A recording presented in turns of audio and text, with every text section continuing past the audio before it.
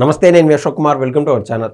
రామ్ గోపాల్ వర్మ ఎవరిపైనైనా విమర్శలు చేస్తూ ఉంటాడు. కానీ ఆయన ఎందుకో ఈ యొక్క కూటమి ప్రభుత్వం అధికారంలోకి వచ్చిన తర్వాత ఎట్టపోయినాడు, అసలు ఏ సినిమాలు చేస్తున్నాడో కూడా తెలియకుండా మొత్తం మీద కనుమరుగైపోయినాడు. మొత్తం మీద ఈయనైతే ఒంగోలులో ప్రత్యక్షమైనాడు. అసలు ఎందుకు ప్రత్యక్షమైనాడు ఒకసారి చూసే ప్రయత్నం ఉంటే చేద్దాం. ఒంగోలులో పోలీసుల విచారణకు ఆర్జీవీ, న్యాయవాదిని అనుమతించని దర్యాప్తు అధికారులు, వర్మ సెల్ ఫోన్ స్వాధీనం. అసలు ఏం జరిగింది? సినీ దర్శకుడు రామ్ గోపాల్ వర్మ ప్రకాశం జిల్లా ఒంగోలు గ్రామీణ పోలీసుల ఎదుట మంగళవారం హాజరయ్యారు. 2024లో ఆయన దర్శకత్వం వహించిన వ్యూహం సినిమా ప్రమోషన్లో భాగంగా ప్రస్తుతం ముఖ్యమంత్రి చంద్రబాబు నాయుడు గారు, ఉప ముఖ్యమంత్రి పవన్ కళ్యాణ్ గారు, అదేవిధంగా మంత్రి నారా లోకేష్ వ్యంగ్య చిత్రాలతో వారి వ్యక్తిత్వాలను కించపరిచేలా ఎక్స్లో పోస్టులు చేశారు.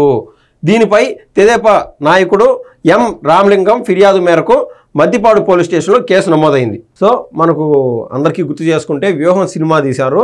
అందులో భాగంగా అప్పట్లో ప్రభుత్వం నుంచి రామ్ గోపాల్ వర్మకి దాదాపు 1,28,00,000 దాకా డబ్బులు చేరినట్టున్నాయి. అసలు అది యూట్యూబ్లో ఏమో రిలీజ్ చేశారు సినిమాని.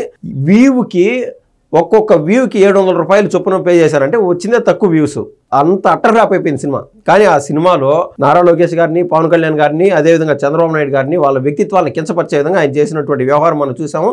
అట్లే కాకుండా ఎక్కడ పడితే అక్కడ కావాలని సటైర్ వేయడము, అదిగాక ట్విట్టర్ కేంద్రంగా అయితే ఒక ఆడపిల్లలు వేసుకునేటువంటి పంజాబీ డ్రెస్సులో, చుడిదార్లో ఏదో వేసి వీళ్ళ ఫేస్ అతికించడం, అంత వర్స్ట్గా ఒక హుందాతనం మెయింటైన్ చేయాల్సినటువంటి ఒక డైరెక్టర్ స్థాయిలో ఉండి కూడా ఆయన ఆ విధంగా మనకు ఎవరు అడ్డు అదుపు ఎవరు లేరులే అని చెప్పి జగన్మోహన్ రెడ్డి గారు నమ్మి మోసపోయిన వాళ్ళు ఆర్జీవి గారు కూడా ఒకరు. మొత్తం మీద డబ్బులు అయితే ఆయనకి చేరినాయి. దానికైతే ఆయన పిచ్చ హ్యాపీ. కానీ చేసిన పాపం ఆడిపోతుంది. అది వెంటాడుతూనే పాము మాదిరి పుసలు కొడతా వచ్చింది. కాబట్టి ఆయన కూడా పోలీస్ స్టేషన్కి హాజరవ్వాల్సినటువంటి పరిస్థితి దాపరించింది. ఇన్నాళ్ళు లాయర్ని పెట్టుకొని వాయిదాలు తీసుకుంటా, విచారణకు రాకుండా మా లాయర్ వచ్చి మాట్లాడతానని అని చెప్పి తప్పించుకుంటూ వచ్చినాడు. కానీ ఈ తప్ప రావాల్సి వచ్చింది. ఈ ఏడాది ఫిబ్రవరి 7న తొలిసారి విచారణకు ఆర్జీవి హాజరయ్యారు. తదుపరి విచారణకు సహకరిస్తానని చెప్పి వెళ్ళిన ఆయన తనపై అన్యాయంగా కేసు పెట్టారని, దాన్ని కొట్టేయాలని హైకోర్టును ఆశ్రయించాడు. అక్కడ ఆయనకు ఊరట లభించలేదు.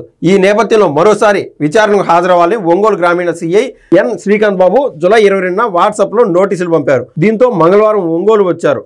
ఆయన వెంట న్యాయవాది, వైకాపా లీగల్ సెల్ జిల్లా అధ్యక్షుడు ఎన్ శ్రీనివాసరావు కూడా హాజరయ్యారు.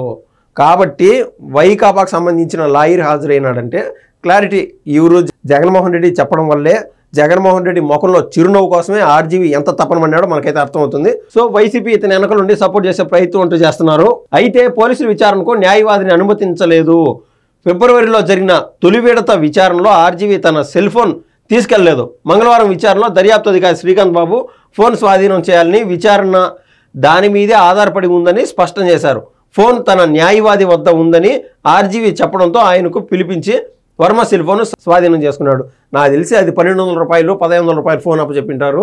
నేను అసలు వాట్సాప్ కూడా వాడను అని ఆర్జీవి అయితే ఖచ్చితంగా పోలీసులు ఏమార్చింటాడని నేనైతే అనుకుంటున్నాను. మధ్యాహ్నం 12 గంటలకు ప్రారంభమైన విచారణ రాత్రి 11 గంటల వరకు సాగింది. సుమారు 60 ప్రశ్నలను దర్యాప్తు అధికారి సంధించారు. నిర్మాత దాసరి కిరణ్తో పాటు వర్మకు ఉన్న సంబంధాలపై ఆరా తీసినట్లు సమాచారం. ఈ సినిమాకు నిర్మాత కావడం వల్లే కిరణ్ కుమార్ టీటీడీ బోర్డు సభ్యుడిగా అవకాశం దక్కించుకున్నారా అని పోలీసులు అడిగినట్లు తెలిసింది.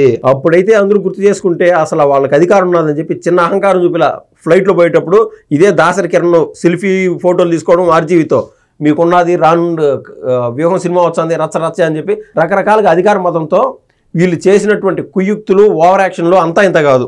ఈ సినిమాకు ముందే ఆయన బోర్డు సభ్యుడైనట్లు వర్మ సమాధానం ఇచ్చినట్లు సమాచారం. వర్మ ఇచ్చిన సమాధానంతో పోలీసులు అనుబంధ ప్రశ్నలు వేస్తూ సమాచారం రాబట్టే ప్రయత్నం చేశారు. విచారణ అనంతరం ఆయనకు స్టేషన్ బెయిల్ మంజూరు చేశారు. మొత్తం మీద ఆర్జీవి లాజిక్లతో ఏదన్నా లీగల్లో ఉన్నటువంటి పాయింట్స్ పట్టుకొని తప్పించుకుంటూ ఉండే వ్యక్తి. కానీ ఎంతటి వాడికైనా సరే ఒకరోజు శిక్ష తప్పదు అనే క్రమంలో ఆయన కూడా పోలీసు విచారణ ఎదుర్కోవాల్సి వచ్చింది. ఆయన మొత్తం మీద బెయిల్ దక్కించుకొని బయటికి అయితే పోయినాడు. ఇది ఇవాళ ముఖ్యమైన సమాచారం. మరో విషయంతో మరోసారి మీ ముందుకు వస్తాను. ధన్యవాదాలు.